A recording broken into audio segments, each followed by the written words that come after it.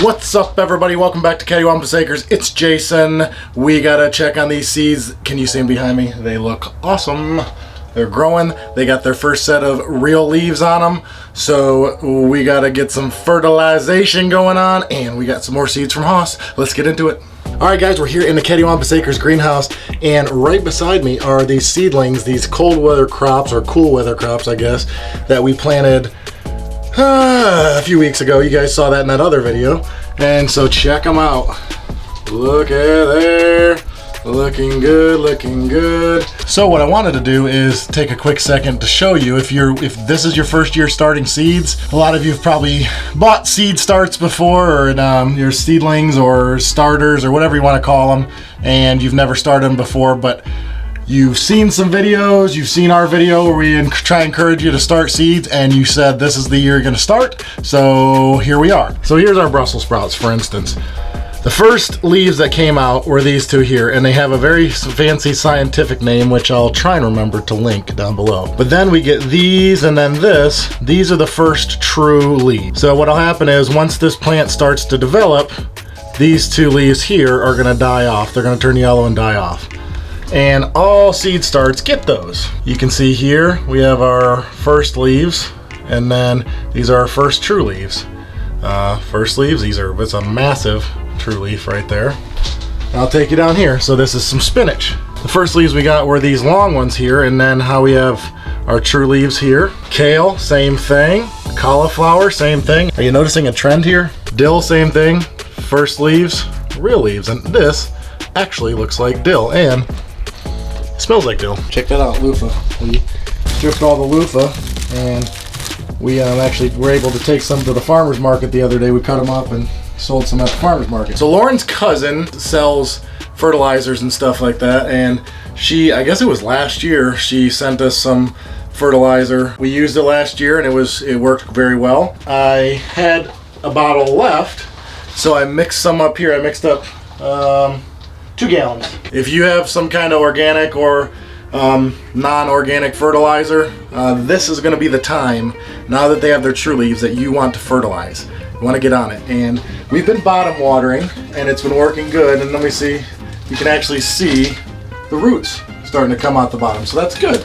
So what I'm going to do is I'm actually going to bottom water with some fertilizer. But do not go any further without listening to what I'm about to say. You got to cut your fertilizer back. We can't put straight fertilizer on these little babies, these little gentle babies over here, just straight up. Do some research, that's what I can say, and I'm just encouraging you that we think you should start fertilizing when those true leaves come out. I'm going to take this specific fertilizer and quarter it. I'm going to do a quarter of the fertilizer, the liquid fertilizer. You should be using liquid fertilizer for seedlings.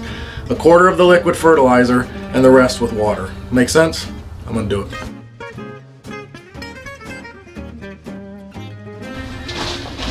Okay, I'm back. I've diluted it down, so this is a half-gallon jar. I put 1 pint of fertilizer in, and then I've topped it off with water. It's better to go on the light side with fertilizer with seedlings than on the heavy side. And since we've been bottom watering these, I'm going to go ahead and take this and put this down here. Jar numero dos here. Same thing. They've been drinking for sure, because it's been getting mighty hot here in the greenhouse. So I'm going to take a quick second to talk about some seedling care. If it's tall and leggy and very strung out, like you can see, these are good. They're nice height.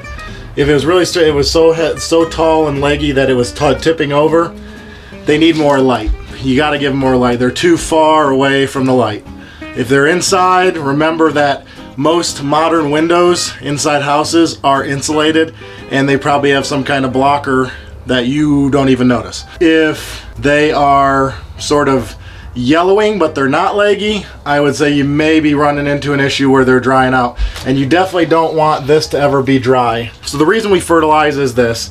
There's typically 3 parts in fertilizer. There's your N, which is your nitrogen, your P, which is your phosphorus, and your K, which is your potassium. And so you'll see if it says 10 10 10 or 20 20 20. First number's nitrogen, second's phosphorus, third is potassium. Remember that, because that's important. Each one of those things does slightly different stuff with your plants, and definitely with your seedlings. Nitrogen's what's going to give you a really nice green color in your leaves. As your plants begin to grow and they're fruiting, you don't want to pump them full of nitrogen. Can you guess why? Because I don't want to eat a bunch of leaves. I want to eat the fruit that comes from the plant. The nitrogen is not going to pump out our fruits, and that's what I want to eat.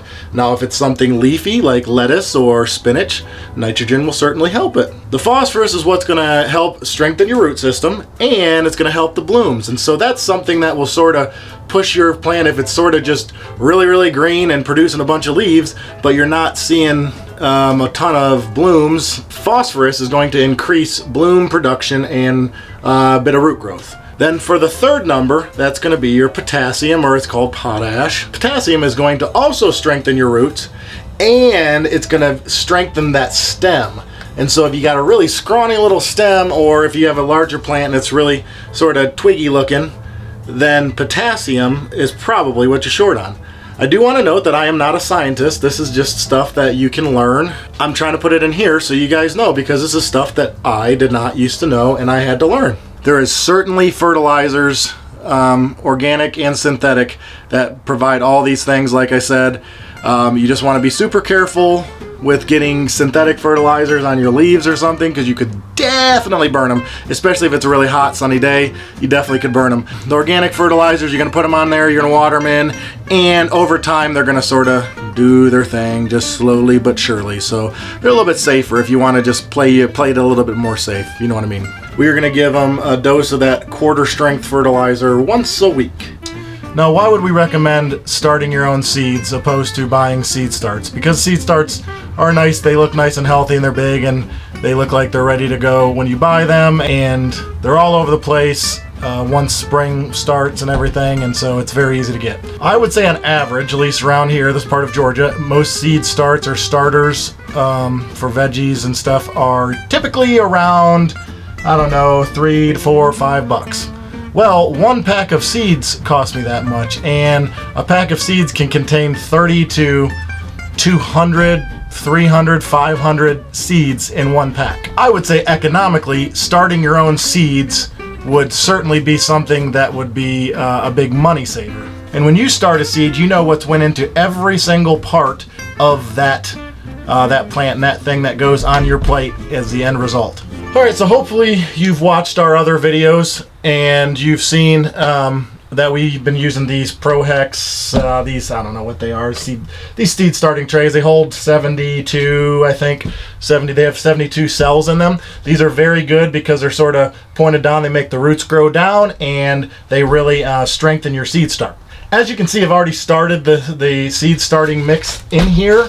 And this time I actually moistened it myself. Last time I did these, I did not pre-moisten them, and I found that it was really hard to soak up the water. So I went ahead and pre-moistened them and pre-filled them so I wouldn't have to bore you with all that. And this time also, another thing we did on our own is, instead of buying a $5 bag of seed starting mix from Miracle Grow, which is about this size, we bought this bag of perlite, which is about $5, $4 or $5, and then we bought a massive 35 pound bag, compressed bag of peat moss.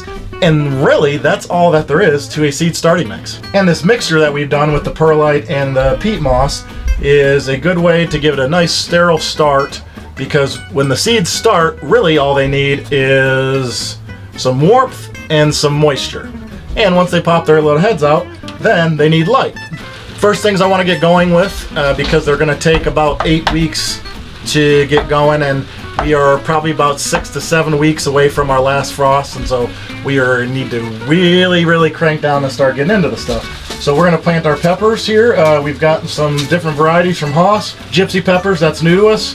The orange sweet peppers, those are new to us as well. And then the cinder jalapenos are new to us as well.